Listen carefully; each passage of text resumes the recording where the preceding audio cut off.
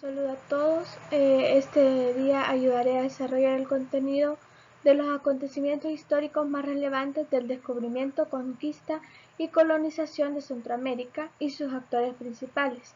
Recordarles que estamos viendo la unidad 2 y que estamos trabajando la guía 2 de la fase 3. Los acontecimientos importantes de la conquista de Centroamérica.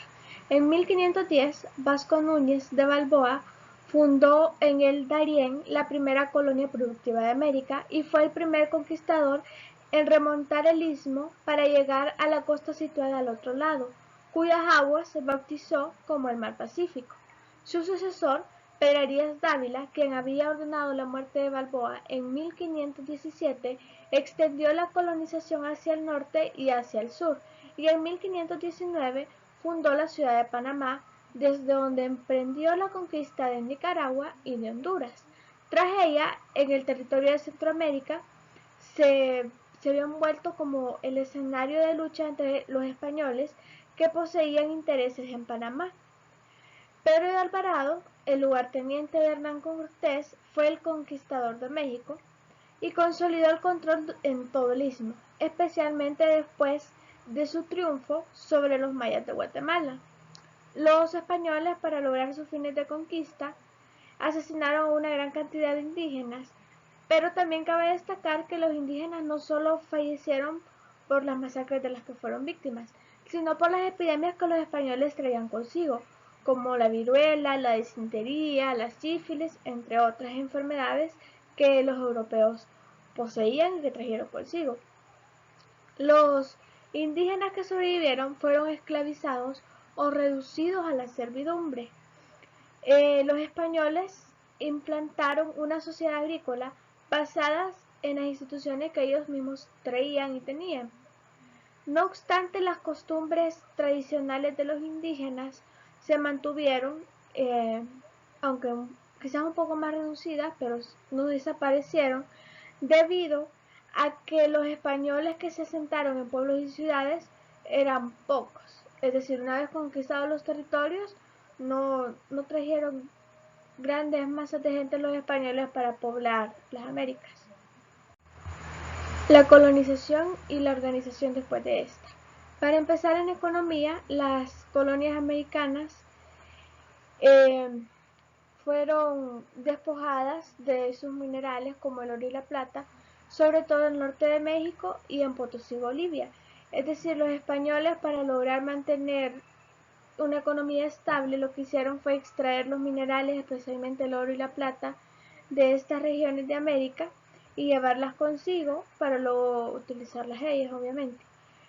La otra base de la economía fue la agricultura y la ganadería, donde los indígenas y los esclavos negros traídos del África trabajaban la tierra y los españoles eran los amos o los señores feudales de los mismos. Ahora, para administrar los nuevos dominios españoles se crearon dos instituciones. La Casa de Contratación en 1503, con sede en Sevilla, que se encargaba de los asuntos económicos en función de los intereses de la corona española, y el Consejo de las Indias, que fue creado en 1524, que también tenía su sede en Sevilla.